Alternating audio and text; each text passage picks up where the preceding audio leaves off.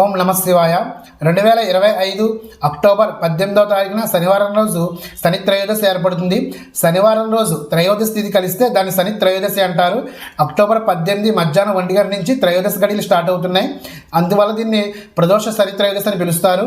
ముఖ్యంగా ఏలినాటి శని, అష్టమ శని, అర్ధాష్టమ శని జరుగుతున్న గోచార రీత్యా ప్రస్తుతం కుంభరాశి వారికి, మీనరాశి వారికి, మేషరాశి వారికి ఏలినాటి శని ప్రభావం జరుగుతున్నది.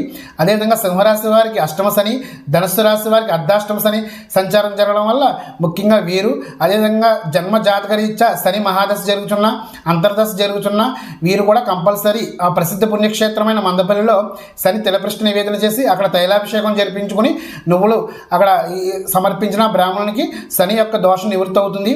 అదేవిధంగా శనివారం రోజు ప్రదోష కాలంలో శివాలయ దర్శనం చేసినా చాలా మంచిది. వీలు కాని వారు నవగ్రహాల దగ్గర ఉన్న శనికి నువ్వుల నూనెతో దీపార్థన చేసినా కూడా మంచి సత్ఫలితం కలుగుతుంది. అదేవిధంగా ఆ రోజు హనుమాన్ చాలీసా, కాలభైరవాష్టకం వీలైన సార్లు పఠిస్తే ఈ యొక్క శని యొక్క దోషం అనేది నివృత్తి అవుతుంది. ఈ వీడియో నచ్చినట్లయితే లైక్ చేయండి, షేర్ చేయండి. Thank you.